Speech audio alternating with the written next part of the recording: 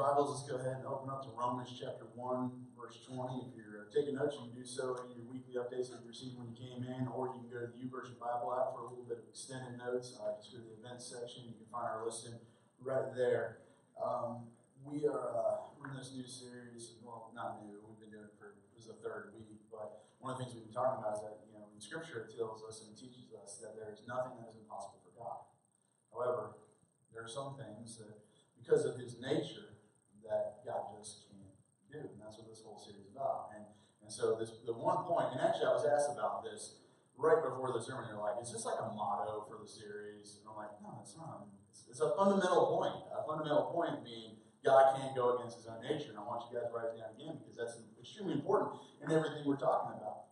All right? God can't go against His own nature. Why? Because meaning that God can't not be God. He has to be Himself. He can't go against His own nature. With that being said, as I was preparing for this series, I was thinking about the sovereignty of God. Nothing like a good, sovereignty of God talk first thing in the morning, right? But this has a lot to do with God. It's a hot topic, first of all. It's a highly debated. And let me give you a real quick definition, kind of working definition of this so that we can kind of talk about it. But God is sovereign means this, all right? He has the power, the wisdom, and the authority to do anything He chooses within His creation. Now, He has all this, and He has the ability, He has the power, He has the wisdom to do anything, whether He chooses to or not. Like, He might not choose to do it, okay, but He does have that. So basically, God's in control of everything, and He can do anything that He chooses, which means that through His power, through His wisdom and authority, He has this influence. He has this influence that can be seen. And as I was thinking about the sovereignty of God, I couldn't help but think about this topic because when I was preparing for the series about a month ago, it just kept getting bigger and bigger. I'm like, I planned 5 weeks, and now I have like 8 topics that I can use. I'm not going to go 8 weeks, okay? It's only going to be 5. But I had to pick and choose. And so this one popped up to me because I was sitting here thinking to myself, because God is sovereign, because God is in control, and He has moved and He has worked on His creation, that means He has left a mark, a signature for all mankind to notice. So if you're taking notes, I want you to write this down. This means that God can't go unnoticed. God can't go unnoticed. This is something about Him, about His nature, that's just completely and totally impossible. God can't go unnoticed. Now, between the Old Testament and when Jesus showed up, there was this period of that people refer to as the 400 years of silence. 400 years where there was no prophets, there was nothing, God did not use any prophecies, and seemingly God was silent for 400 years. And so the political, the social, the religious structure of that day was completely different. It was in a sense, it was kind of out of whack. And so there was this apparently 400 years of silence where God wasn't speaking through His prophets like He was, and people took notice of that. But in hindsight, people refer now, many of them refer to that this was actually like the calm before the storm. Because there's 400 years of silence, and it is broken by the greatest story ever told, the gospel of Jesus Christ. And so, this seemingly 400 years of silence, they're just sitting there going, God did not speak. But the thing is this, and I think we're going to create a pretty good argument today to say that whether there was 400 years of silence, God has always spoken. He has always spoken, and there's never a point in history where God goes unnoticed. Now, last week I told you that you were all original masterpieces of God. Like, there is no one like you, and I was like, that's a good thing, right? Yes, it's a very good thing. There's no one like you in the entire world. And here, check this out, right? Of 6.5 billion people on this planet, there is no 2 fingerprints that are the same. Isn't that amazing? Like, there's no 2 fingerprints. That's how we tell things. That's how we find criminals, right? Yeah. Listen, we could dust this entire church, and there would be fingerprints everywhere. Mainly from our kids. Because you take your kids to like a clothing store. What do? They put their arms out to the side and they walk through the racks of clothing, right? They got to touch everything. They do the same thing in the hallway, okay, of our church. They just walk through it with their arms stretched out. They're touching everything. I'm like, why are you touching that? And they're just like, I don't know. Just God. You know, so we could do that. Listen, here's what we could do. We could dust, like the children's ministry classrooms. We could dust that, and we can narrow it down to who was the teacher last month. We could do that. Okay? We could do that. We could dust every bulletin that you received today. We could dust every single bulletin that you received today. We could narrow it down to who was the person that handed it out to you. We could learn that as well. We could dust the thermostats to find out who left them on.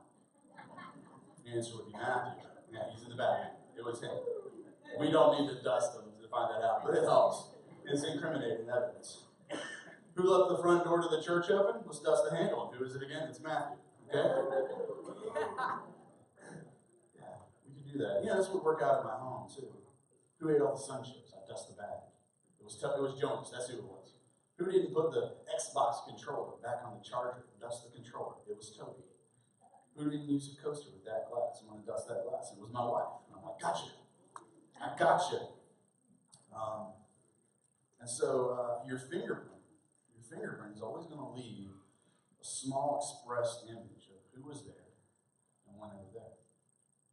Who it was and when they were there. And the thing is this, the same goes with God. The same goes with God. Check out, look at Psalm 19, verse 1. David says this. He says, the heavens declare the glory of God. The skies proclaim the works of his hand. So when David says heavens here, he's not talking about the spiritual realm of heaven where God is on the throne. He's just looking up into the sky and sees the clouds and sees that beautiful blue sky. He's just looking up there. And he says, that right there speaks volumes. That right there, when you look up into that sky, it speaks volumes. God is speaking loud and clear through his creation. Look at verse 2. Day after day, they pour forth speech. Night after night, they reveal knowledge. They reveal knowledge of the glory, the wisdom, and the great creative genius of God. I mean, actually, the Hebrew here is actually a lot more poetic in a sense, but what it talks about, the Hebrew, it talks about the day and night, the transfer of those two. It's like this exploding, this pour forth of a huge, refreshing spring of revelation. God. Because of that, he's saying, listen, here it is, this day, this beautiful day is here, like God cannot go unnoticed. It speaks volumes. And then he says, you look up in the sky at night, and had God not put stars up there, had God not put the stars up there, it would have spoken volumes. It would have spoken volumes to us, but he didn't. I mean, you can't walk out at night and not notice a star in the sky. You see it. And you can't help but think, God cannot go unnoticed because of this. Verse 3 and 4. And this is interesting. They have no speech. They use no words. No sound is heard from them. Yet their voices go out into the earth, their words to the ends of the world. So no words are spoken, no sounds. But God is proclaimed. God's proclaimed through the creation of this world. And he says it is loud and clear. The same thing that Paul talked about in Romans chapter 1, verse 20. And Paul actually kind of goes a little bit deeper. He says this, for since the creation of the world, God's invisible qualities, his eternal power and divine nature. He says, this is all wrapped up, okay? This is all wrapped up into the creation of the world. Everything that is divine about God, everything that is great about God, the things that you don't necessarily even see, his invisible qualities, it's wrapped up in creation. He says it has been clearly seen, being understood from what has been made, so people are without excuse. That people are without excuse. So this is like this universal character, this revelation, this clarity of leaving man without excuse. Like there's no excuse you could come up with that would make any sense. Like all you have to do is just look around at this creation, the intricacy of this creation, the glory of this creation, the expanse of it. You see, here's the deal. There is no excuse for the vastness. You can't come up with anything because God's not hiding. God is not hiding, and God is not silent. God speaks volumes through creation, through his very creation. So he can't go unnoticed. Like, you don't have any excuse, is what he says. You can't have any excuse. And then we sit back and we kind of want to come up with some excuses. Well, listen, had God sent a really, really great prophet to speak and share, and he's really funny, and he's great illustrations, had he sent somebody like that, then I would be without excuse. But it didn't, so no way. Where you sit back and you're like, had God performed a miracle and raised my dog back from the dead, then I wouldn't have an excuse whatsoever. But guess what, Justin? Bingo's still dead. So no way. I'm sorry. Or you're sitting there and you're saying, God, Justin, had God spoken me through this burning bush and given me a revelation that is found nowhere in Scripture, had he done that, then I wouldn't have an excuse. But that didn't happen, Justin. He didn't speak to me through a burning bush. The Scripture is very clear. God says, I'm not hiding from you. I just want you to look around. There's this general revelation of who I am through what you see in creation. There's this general revelation of me. And so you can see it from the smallest nautilus shell, seashell. You look at that design and you look up and you see the spiral of the galaxy above our heads, and you can't help but say, okay, there is God. God says, I'm not hiding. I'm not silent. Creation speaks volumes. So take a minute, I want you to write that down. God can't go unnoticed because of his creation. Because of his very creation, he cannot go unnoticed. It speaks volumes. It speaks loud and clear. It speaks to who he is. It speaks to his power. It speaks to his glory. It speaks to his majesty. It speaks to just who he is. It speaks to his sovereignty, that he is in control, and that his influence is on it. So that's like the fingerprint of God right there. That is the fingerprint of God. You can't go unnoticed. You can't go unnoticed because of that. So that's one thing. And the other thing is this, all right? Because I was thinking about all this fingerprint of God, this influence, this imprint, this express imprint of him. And there was something else that just kept jumping out at me. When I was 21 years old, which was a very long time ago now, every time I reminisce, I'm like, oh, 21 was a horrible time. 21 stunk. I'm just going to say, 21 was a rough, some of you are like, 21 is great. No, 21 is not good for me. Okay? Here's the deal. This was not my first ministry. This was not the first place I did ministry. Those of you that have been with us for a long time, you know that. But those of you that are new, you don't know that. You're like, I thought Justin was here forever. I'm going to be here forever. That's what it's going to be. You're not going to get rid of me, all right? And so here's the deal. I was 21 years old, and I was in my first ministry, and it was horrible. It was the worst experience I'd ever had. And at the time, here I was young, and I was like, I just want to serve God, and I was so excited. I was like, ooh, yeah, let's do this. And I just got beat up. I got ridiculed. I got mocked. I was belittled. And it was just like the worst experience. And people were so mean. They were so nasty. And I lasted, ready for this? I lasted exactly 1 year. And it's okay. It's okay. And I say it's okay because hindsight, I look back and I'm like, I was 20. I didn't know what I was doing. I had no clue about what I was doing. I was 20 years old. And also, I'm older, and I look back, and I know this because they would always say this. They would always say this in college. They'd say, listen, your first ministry, it's rough. Typically, your first ministry doesn't work out too well. And why? Why is that? I think it's because you're young. I think it's because you're young and you're kind of clueless about what you're doing. You've got a lot of heart, but you just go with it. This only makes sense. And so for me, I lasted a year. During that entire year, mainly towards the last 6 months, I was super emotional. And I remember I would ask God on a daily basis, an hourly basis. I'd ask this question over and over again. I say, should I stay or should I leave?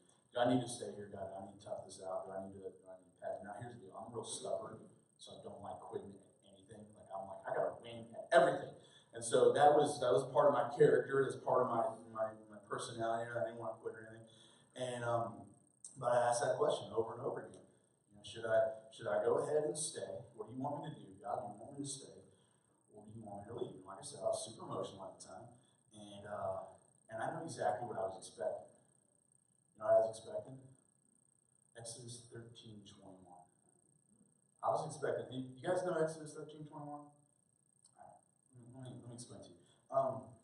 During the Israelites' exodus from Egyptian bondage, God provided them a guide. Gave them direction. During the day, it was a pillar of clouds. It would guide their path. So they would just follow this giant pillar of clouds. And at night, it turned into a pillar of fire. And that pillar of fire, no doubt, gave light to their way, it guided them, it probably comforted them, and gave them encouragement. These two pillars were testimonies of God's involvement in his people. I mean, that's pretty cool, isn't it? That's a fingerprint for you right there. A pillar of fire. Bam. There you are. You're just sitting there going, oh, obviously. So it's obviously God here. It's a pillar of fire standing for it, and it's there for protection, guidance, and that's what I wanted.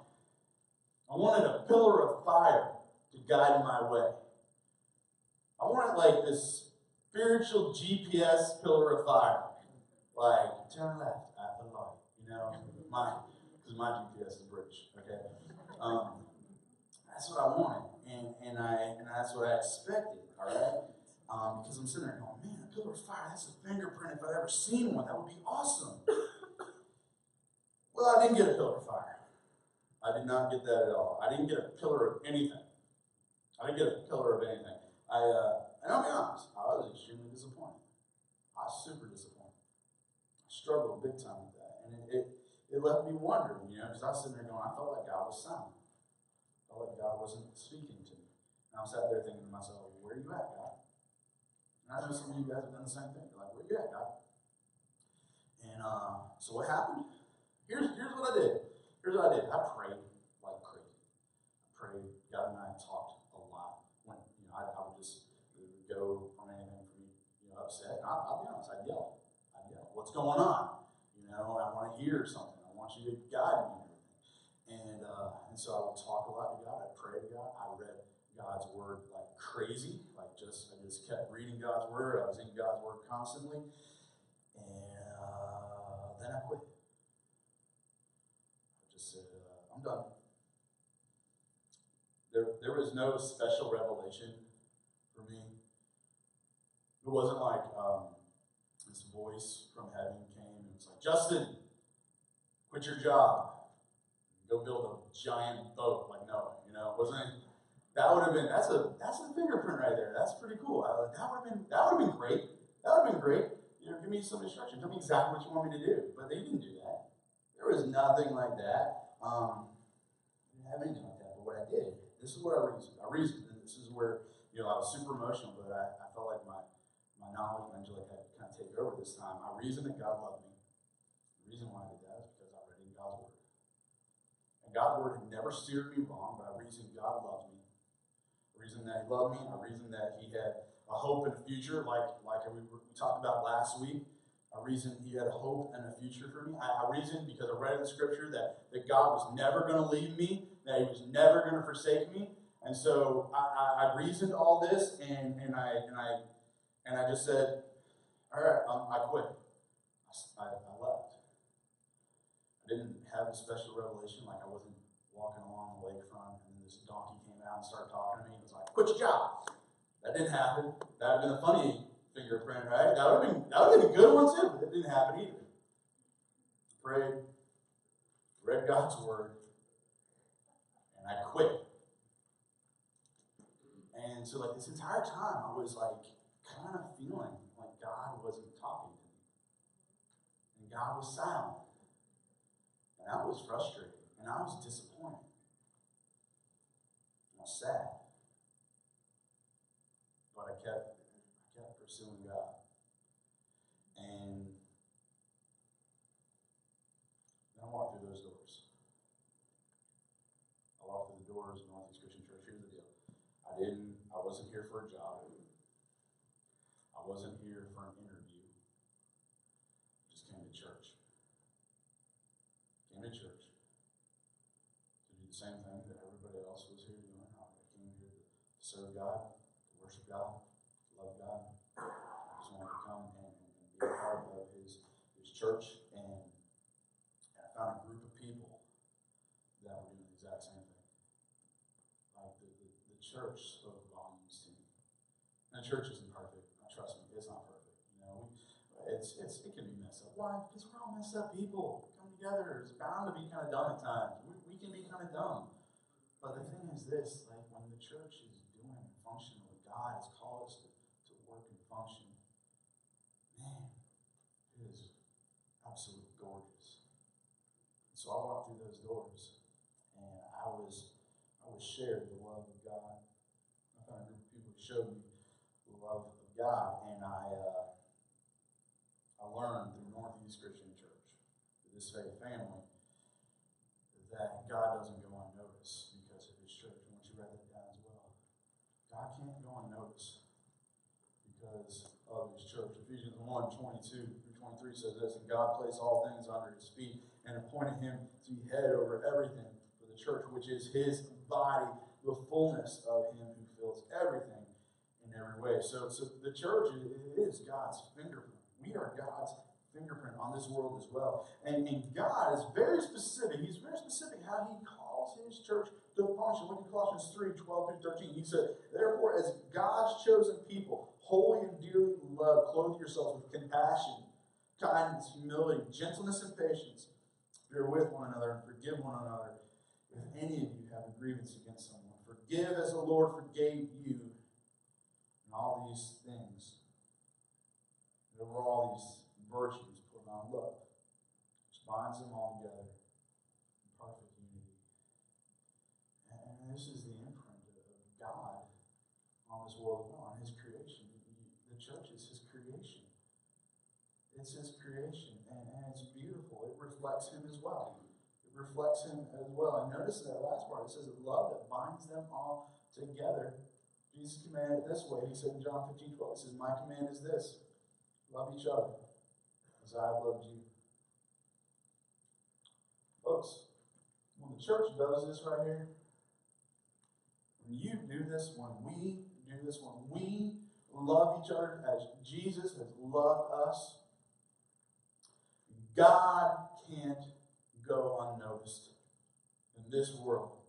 And you're looking around at this world and you're like, it is jacked up, it is messed up, and you can see all the faults, and you can see all the problems, and you can see all the issues, and there's a lot of them out there. But here's the deal. God is not silent now. God has never been silent. He is speaking loud and clear through his creation, and he is speaking loud and clear through his church. So when we do this right here, when we love each other as God, as Christ has loved us, there is no way, there is absolutely no way that God can go unnoticed. That's a fingerprint for you right there, folks. See, our God is in control. Our God is in control, and his unique fingerprint has been left on this world so that we are without excuse. We can't sit back and go, no, I needed this, I needed that. God says, no, here's the deal. All you have to do is look around at this amazing creation, at the vastness of it, at the expanse of it, at the intricacy of it. All you have to do is look around, and there is no excuse for you. There is no excuse for you, because I cannot go unnoticed. Naturally, that's a general revelation of who God is through his creation. The church, you are a part of that creation as well.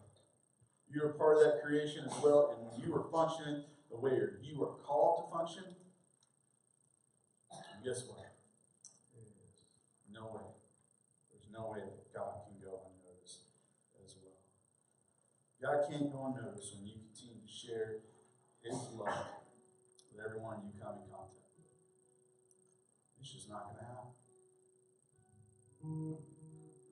So, folks, as we continue to kind of study and learn about the things that God can do, we're learning about his nature. We're learning about ourselves as well. Because that fingerprint, that express impression on this world, on this creation, on you, speaks loud and clear to everybody around